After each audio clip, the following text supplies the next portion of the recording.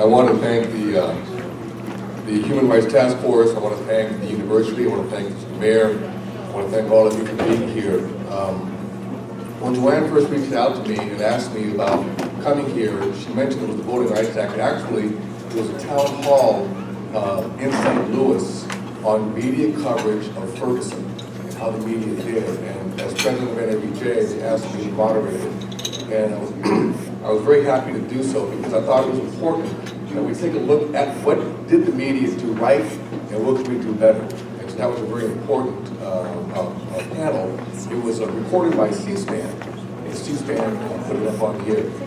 I'm suffering from some presents going around, so I'm going to keep hacking, so please excuse me.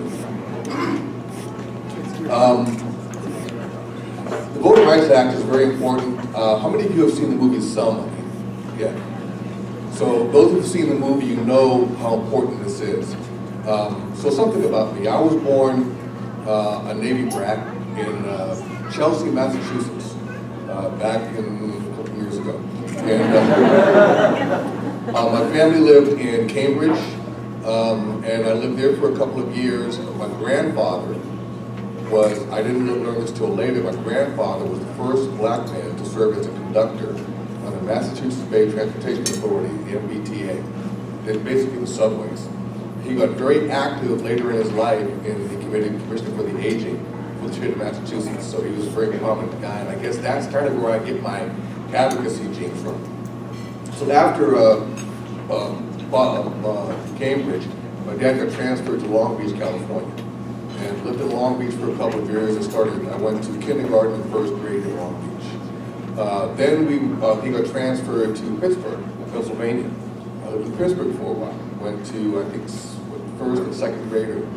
These things kind of get all hazy, but I remember I did have to walk to school through the snow, uphill both ways. Pittsburgh was really kind of cool. I lived on the north side of Pittsburgh, and then she got transferred to Connecticut, to New London, to the sub base. He was on a subtender. And that was my first actual experience with racism, although I didn't know it at the time. We were living in temporary housing in the Quonset huts, and all the young boys would go play together. And I remember we were all going to go to this kid's house. And we got to the house, and the dad told me I couldn't come in. And I like, why? And he called me a dirty N-word. And I didn't know what the N-word meant, but he said I was dirty. So I ran home and told my mom I had to take it back. So I had to go back. And she told me later her heart broke when I told her that. Because I didn't know what he was doing, but that was my first experience. So, Connecticut was cool. We went from Connecticut to San Diego. I went through half of 5th, 6th, and 7th grade in San Diego. We moved up to the Bay Area, on the Naval Station in Alameda at the Naval Air Station. And that was, that was 1966. I remember in San Diego going to eat aboard ship one day, and we were leaving the base, and the guards from my mom, they were riding in some neighborhood in San Diego. And this was right around the time that you started having the race riots around the country. That time also coincides with, because I'm a reporter, I've gone back and looked at this, and most of the media did not have people of color on their staffs. So it was kind of hard to send a white reporter, into Logan Heights in San Diego, which was all black, to cover the story. It just wasn't safe. So the media companies started hiring black reporters to cover these stories. So I actually did not realize how important that was until I joined NABJ, which is only 15 years ago. But my first time going to NABJ, I realized how important the organization is. So I went through, we lived in Alameda. My dad retired from the Navy, moved out to his town called Hayward. I went through 10th, 11th, and 12th grade living in Hayward, getting up every morning at 5:30 to catch the bus, because this was before they had the subway. So 5:30 in the morning every day, I'm getting up to go to school. I mean, that was crazy. Think about this. 5:30 you get up, you gotta catch the bus at 6:20.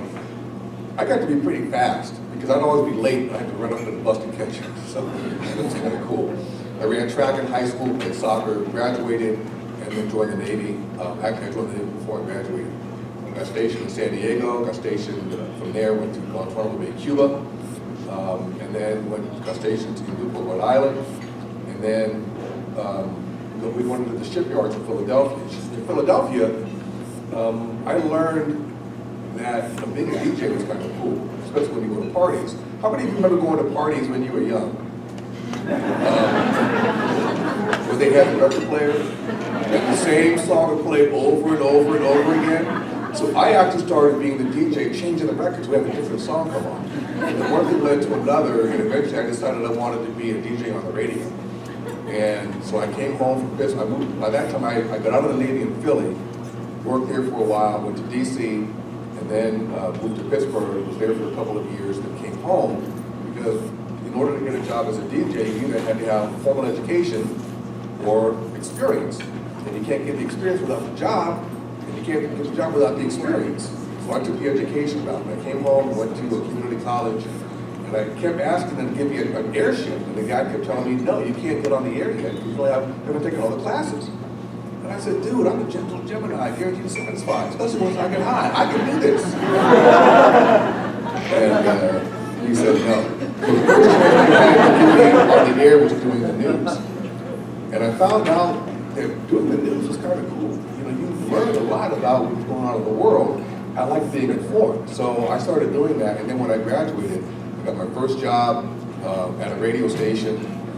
I fired. I'd already applied to transfer to San Francisco State, so I went back to school, did one semester, my son was born, and then I got back in the industry getting an internship at this news radio station, KCBS, which I remain today. I started as a desk assistant, an editor, producer, then I became a reporter.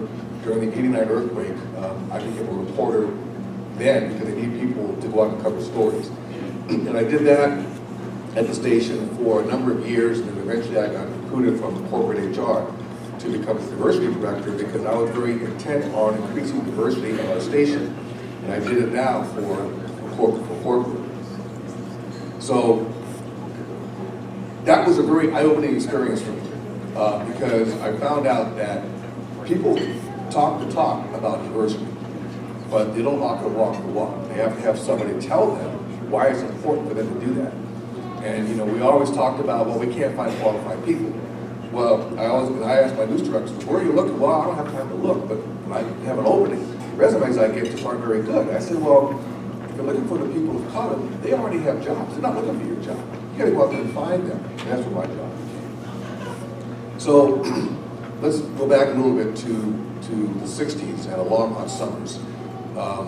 For those who remember the long hot summers, the race riots in Newark, in Los Angeles, and San Diego, and Chicago, and Detroit, it was really because there was a lack of opportunity for people. And in fact, if you go back and look at your history, and I was actually quite surprised, and pleasantly surprised. I walked around the corner talking to the mayor, and they have some posters there. And these posters, one of them has a slave ship, and it has an outline of how the Africans were laid out in this ship. They have a poster, a water poster for a runaway slave, where they offer $2,500 to catch this guy named George. And you have to remember, black people were not brought to this country willingly. And it really, I think, has played a role in how black people view themselves and how some white people view black people. So I go back to the fact that you're brought here, you're taken from your country, you're brought here, and you are basically enslaved. You have no rights. You're dehumanized. The men are emasculated.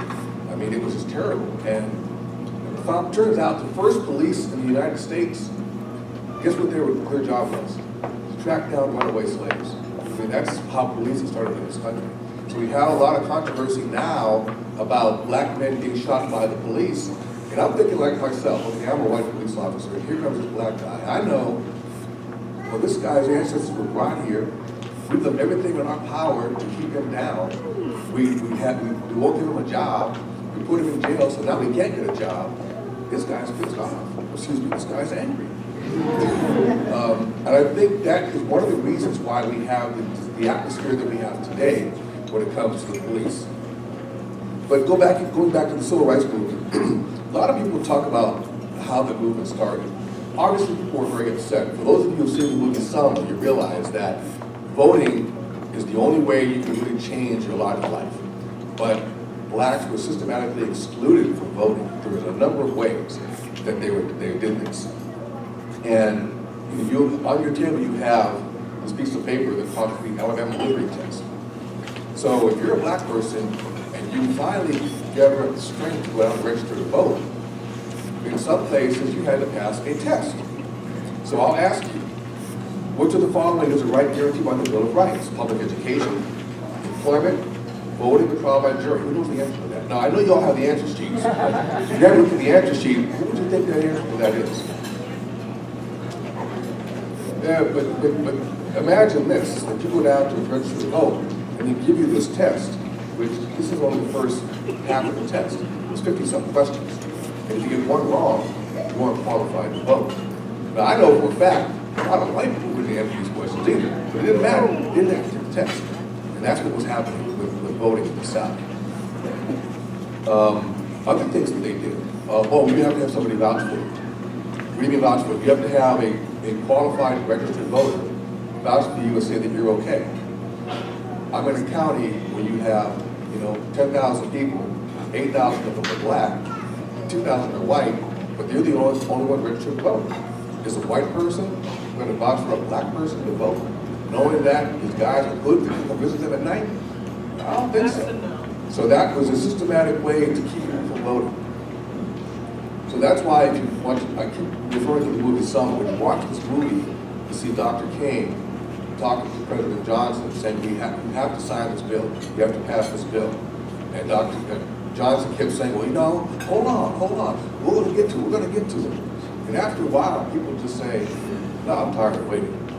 And so what I think really prompted the civil rights movement, yes, Rosa Parks was important, but I think, to me, the catalyst for the civil rights movement was one, when you talk about Selma, but that happened in the 60s. Even earlier than that, back in the 50s, in 1955. And how many of you have heard of Emmett Till? Emmett Till was a young kid, 15 years old, living in Chicago. His mother sent him down to visit her relatives in Money, Mississippi. While he was down there, he was accused of either whistling at or flirting with a white woman. Later that night, her husband and her brother came and basically kidnapped him out of his uncle's house. And he disappeared. He was found a few days later with a fan tied around his neck in the river. They beat him to death. When they recovered his body and they finally got the body sent back to Chicago, the funeral director said, we have to have a closing casket funeral because, look at how bad he was. And his mother said, no, I want the world to see what they did to my baby. And Jet Magazine put that photo on the front page of the magazine. I think that, more than anything else, is what really prompted people to get active. It was such a horrible photo. I've used that in presentations. I went to Brazil and talked about the Civil Rights Act and how it started. And you get the visceral reaction when you show that photo. People, oh, it was just that bad. But I think that, more than anything else, prompted people to say, wait a minute. Because, as I've always said, if it was only black people marching, we'd still be slaves. But it was a lot of other people that came forward and said, you know what, this is just not right. When you saw people just marching peacefully, having police dogs sicked on them, having fire hoses turned on them, having them beaten and killed for doing nothing more than exercising their the rights they have in the Constitution. So I think that was a big part of why the civil rights movement became very active. Because don't forget, black people knew for hundreds of years that things were just not right. A lot of white people do the same thing, but they didn't want to rock the boat. Because those guys with the robes, they were serious. It didn't matter if you were black or white. If you were friendly with a black person, you could get killed. That's some serious stuff. So that's why Johnson eventually signed the Civil Rights Act of 1964, which basically guaranteed the equal rights. Right to employment, right to housing. But they never got the right to vote until they had the Civil Rights Act, the Voting Rights Act of 1965. The Voting Rights Act basically outlawed all those practices of the the literacy tests, the voucher system, the poll tax, having to pay to vote. And now everything is fine. Just like the Civil Rights Act, everything is fine. And I know firsthand that it's not always fine. So when I was in Pittsburgh, I tried to get an apartment. And I called the guy up and he said, oh yeah, come on over. I walked in and he saw me, he saw I was already taken. I walked back out and called back, oh yeah, come on down. I went back to the place again, he said, no, it's already taken. And I kind of figured what was going on. So I said, another apartment I tried to get in Pittsburgh, the woman told me, well, no, I don't know.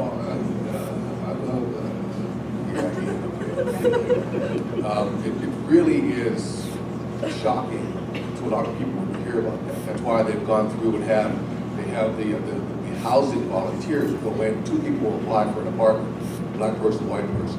The black person is either told there's no apartment available, or they're offered the apartment at a higher rent. That's discrimination. That's what the Civil Rights Act is supposed to get rid of.